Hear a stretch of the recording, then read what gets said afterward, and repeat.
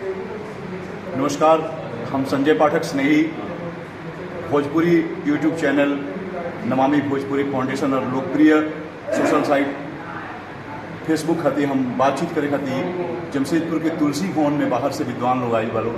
हम सबसे पहले परिचय कराओ तनी हमने के बीच में बैठल बानी अखिल भारतीय भोजपुरी साहित्य सम्मेलन के कार्यकारी अध्यक्ष डॉक्टर महामाया प्रसाद विनोद जी और डॉक्टर ओम प्रकाश राजापुरी जी मशरक विद्यालय भोजपुरी विभाग में शिक्षक बानी, कौशल मोहब्बतपुरी जी सेवानिवृत्त शिक्षक बानी। यहाँ के बहुत सुंदर सुंदर गीत लिखिला। अभी हम थोड़ा देर यहाँ सबसे बात करब कि जमशेदपुर बताइए अध्यक्ष जी की जमशेदपुर में कार कार्यक्रम बाटे काहे खातिर हुआ सवाल? अखिल भारतीय भोजपुरी साहित्य सम्मेलन के 27वां अधिवेशन ड्यू है। तो 27वां अधिवेशन कर लाई वहाँ के आयोजन समिति से और कार्य समिति और प्रवर समिति के संयुक्त बैठक होला कि तय भला कि 16-17 दिसंबर के जमशेदपुर के तुलसी भवन में अखिल भारतीय भोजपुरी साहित्य सम्मेलन के 27वां अधिवेशन हुआ। अच्छा, तो 27वां अधिवेशन के तैयारी खातिर आई बनी का तैयारी मैंने कैसे मतलब सम्मेलन के कैसे करेगा? सम्मेलन में तो सम्मेलन के अगला सत्र के लिए कार्य समिति के तय होला, अगर महामंत्री अध्यक्ष सब के तय होला।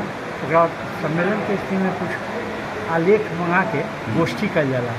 अच्छा, गोष्ठी हुई बाद में मुख्य कार्यक्रम के उद्घाटन हुई। उद्घाटन से में पहला दिन रात को सांस्कृतिक कार्यक्रम हुई, दूसरा दिन रात के कवि सम्मेलन हुई। 2 दिन के कार्यक्रम है। तो पहले एक दिन 15 तारीख के रात के सम्मेलन की कार्य समिति की बैठक हुई, जिसमें आगे के प्रोग्राम के सब देख ली क्या होता और चाहे अपन फिर कार्य समिति क्या करी ये हुई। एक मूल उद्देश्य बा कि अखिल भारतीय भोजपुरी सम्मेलन साहित्य सम्मेलन इस सम्मेलन आयोजित करके भोजपुरी के प्रगति के भोजपुरी के विकास की दिशा में आगे कैसे बढ़ी, कैसे लोग के समेटल जाइए अपना में अधिक से अधिक लोग के जुटावल जाओ, ये एक मूल उद्देश्य है। सम्मेलन प्रति वर्ष करे के हाँ कभी कभी विलम्ब हो जाला आयोजन में, लेकिन एक मूल जो उद्देश्य ये है कि सम्मेलन के माध्यम से भोजपुरी के प्रगति के आगे के बढ़ाल जाओ, प्रगति में तीव्रता ला जाए। एगो हमने के सम्मेलन में बराबर उठाओ तनी कि भोजपुरी भाषा सबसे ज़्यादा लोग बोलेला। अब भोजपुरी भाषा में भरपूर साहित्य बा, भोजपुरी भाषा में कोश है, भोजपुरी भाषा में व्याकरण है, लेकिन छोट छोट भाषा जब कोई अस्तित्व नहीं है, जब कोनो लिपि नहीं है, जब कोनो साहित्य नहीं है, वो सब अष्टम सूची में आ गए। लेकिन भोजपुरी से पता नहीं कौन सा सरकार में कौन बाधा होता कि सब कुछ पूरा राष्ट्रीय न अंतर्राष्ट्रीय भाषा हो गया बा। देश के कोना कोना में हर प्रांत में भोजपुरी भाषा दूसरा देश में बा। एक बादो भोजपुरी को अष्टम सूची में शामिल नहीं कर जाए। साहित्य अकादमी में अर्ध मान्यता मिल गई बा, कुछ मिलता कुछ, लेकिन एक जरूरी बा कि भोजपुरी के जो नौजवान लोग हैं या भोजपुरी के साहित्यकार लोग हैं ओकरा विकास खातिर अष्टम सूची में आयल जरूरी बा। बिल्कुल, हाँ, माने इससे बड़ी लोग के माने नियोजन हुई कहीं। अभी जब बैठल बा लोग भोजपुरी पढ़ लेता काहे ला पढ़िए, कोई काम में कहीं लगे। जैसे पढ़ाई लिखाई शुरू हो गई बा सब जगह, लेकिन शिक्षक नहीं थे। और शिक्षक के माने कि जो अथी नहीं एक व्यवस्था पर शिक्षण व्यवस्था वहाँ शिक्षक के पद के सृजन हो और वो पद पर नियोजन हो। चलिए हम शुभकामना देते नहीं सम्मेलन में और बातचीत कर जाई और वह सब जितना विद्वान लोग आई जाओ पूरे देश से हमें बात हुई। हमने के बीच में गीतकार बनी भोजपुरी गीतन पे रहो क्या कहे के बेटे कैसे के तो गीत अलग बा, ये साहित्य गीत गीतन में पीछे आरोप आ रहा बा अश्लीलता आ गई। हाँ, लेकिन शुद्ध भोजपुरी गीत हाँ, जिसमें तनिक भी अश्लीलता नहीं है ओके लावे कहने के प्रयास बा। अच्छा, जैसे पहले से रघुवीर नारायण के बटोहिया चाहे भिखारी ठाकुर के ढेर सारा गीत बा, फिर भी हमने के अभी शुद्ध गीत सब लिखल बा और वो गीत के प्रश्रय दे करके समाज में एकरा के फैलावे के बाद एक माध्यम से ताकि लोग का पता चले असली भोजपुरी वो नहीं खे ये अश्लीलता के पुतले के लोग बाजारवाद में काम ले रहा होगा से नहीं। एक फैलाव प्रसार बहुत जरूरी। अच्छा, श्रृंगार पे बहुत लिखा ला और गंभीर गीत के बात हो रहा है, गंभीर गीत बता श्रृंगार में भी गंभीर गीत सब बा, जैसे डॉक्टर जयकांत सिंह जय जी आज ही सुबह सुना रहे हैं यहाँ पे कि वो प्रोफेसर साहब हैं भोजपुरी के एकमात्र प्रोफेसर उन्हें बने लंगट से कॉलेज में। जी। आज उनकर जो श्रृंगार रस के गीत आयल है सामने, वो सुनला के बाद लागल है कि भाई एकरा के श्रृंगार कहल जाए। आ ई साहित्यिक रचना बा, एमे अनुप्रास और अलंकार के जे खालिश प्रयोग रहा से देखे वाला रहा, से सुने वाला रहा। कभी अवसर मिले तो ओ के रउआनी कैसेट बनाई, ओकरा के प्रचार प्रसार। बिल्कुल बिल्कुल ठीक है। एक सब बोल दनी कैसन हो जाए मैंने विद्यार्थी लोग के कैसन रुझान बा? विद्यार्थी लोग के अभी अभाव कम पसंद खाती जी।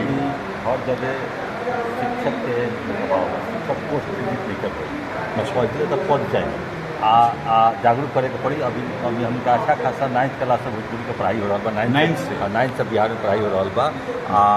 रउरा MA तक के PhD तक लोग कर रहा बा। हमहूँ PhD बनी भोजपुरी से। जी। बिहार विश्वविद्यालय से पहले बनी। और रउरा 9th में क्लास में सिलेबस बा, 10th के सिलेबस बा, 11वीं 12वीं के सिलेबस बा भोजपुरी के ऑनर्स में पढ़ाओ जाता थे आ MA में पढ़ाओ जाता थे। नालंदा ओपन विश्वविद्यालय में पढ़ाओ जाता थे, बिहार विश्वविद्यालय में पढ़ाओ जाता, पढ़ाई शुरू हो गई बटे PG तक लेके। वीर विश्वविद्यालय में पढ़ाई शुरू हो गई बटे, शोध केंद्र खुल गई बनारस में, वहाँ शोध केंद्र चल रहा बटे। तो सब तरह तमाम नालंदा ओपन में भी चल रहा बटे, भोजपुरी के PG के पढ़ाई चल रहा बटे। तो सब तरह पढ़ाई चल रहा बा, लेकिन छात्र के कमी बा। एकरा प्रति लोग के थोड़ा जागरूकता फैलाओ, हर जगह गांव में इस चीज़ के फैलावल एक कारण बा, मूल कारण बा। आकि जब तक भाषा के कोनो तब तक विकास नहीं हो सकत जब तक लोग के मूल रूप से रोजी रोटी से ना देवल जाए। रोजी रोटी से जब रोजगार परक बनावल जाए तबे कोनो भाषा के विकास होला, तबे रुझान होला पढ़े खातिर। अंग्रेजी आज काहे लोग पढ़ रहा बटे, कैसे सब चीज़ के अंग्रेजी से जोड़ देहल गई बा। जैसे ज़्यादा लड़का अंग्रेजी पढ़ता वही न हमने का मातृभाषा भोजपुरी बा। अगर हमने का मातृभाषा के रोजी रोटी से जोड़ दहल जाओ तो सबसे ज़्यादा लड़का का रुझान है, क्योंकि वो लड़का ये से पढ़े लगी आकि भाई पढ़ाई पढ़ला से हमारा रोजगार मिली तो पढ़े लगी, तब जाति खोजे के ना पड़ते। जैसे यहाँ सरकार की उदासीनता बा, सरकार की कमी बा, उनका मांग करें तो आकि भोजपुरी के सब जगह रोजी रोजगार के भाषा बनावल जाओ, तबे भोजपुरी के विकास हो सकता है। भोजपुरी भाषा साहित्य के दृष्टि से देखल जाओ तो बहुत आगे बा, उतना कोनो साहित्य समृद्ध नहीं जितना भोजपुरी भाषा हमने के साहित्य समृद्ध बाटे। पूरा होके और सम्मेलन में आई सब है ना, और बातचीत हुई। युवा लोग खातिर एक लाइन बोल दी, जमशेदपुर के जो भी युवा साहित्यकार चाहे जो गीत उत लिखा था लोग, चाहे पढ़ा था लोग, भोजपुरी कहानियन के भी पढ़ा था लोग, गद्य पद्य दोनों के थी, कार हुआ मैसेज दे मैसेज बा कि हमने के मातृभाषा भोजपुरी है, भोजपुरी के पढ़ी जानी आ भोजपुरी खातिर अपना माई भाषा के रक्षा सुरक्षा खातिर आगे आई, अपने मातृभाषा खातिर अपने आगे डेग ना बढ़ाए तो दूसर के उनका सम्मान करी। जैसे अपना माई भाषा के पहले अपने सम्मान करे के पड़ी, तब लोग अपने लोग ऊंचाई तक ले करे लगी। आ ये विश्व भर के भाषा बाटे, नक्सल सीधी गोयना तीनाद ओकरा में भी जे भी गए अपना यहाँ के लोग वहाँ भाषा के लेके मातृभाषा के बचौले बाटे, अस्मिता के बचौले बा। जैसे हमनी के एकरा के रोजी रोजगार के परक हम सरकार से भी मांग करे, युवा लोग से भी मांग करे, एकरा खातिर आंदोलन छेड़ो और रोजी रोजगार परक भाषा बनाओ, रोजी रोजगार से एकरा के जोड़े खातिर सरकार पर दबाव बनाओ और वही सरकार के वोट देवे के काम करो, जो सरकार हमनी के मातृभाषा के अष्टम सूची में दर्ज करावे या रोजगार परक भाषा बनाओ। चलिए बहुत अच्छा लगा लोगों से बात करके। यहाँ के रहिए डॉक्टर ओम प्रकाश राजापुरी जी, भोजपुरी विभाग पढ़ाई न यहाँ के मशरक में, और कार्यकारी अध्यक्ष जी डॉक्टर महामाया प्रसाद विनोद जी और कौशल मोहब्बतपुरी जी गीत लेखक हमने के बीच में आयल बनी जमशेदपुर में। बातचीत भइल बहुत अच्छा लगल, जे भी वो सब देखा तरी मस्त रही सबे। जय भोजपुरी, जय भारत।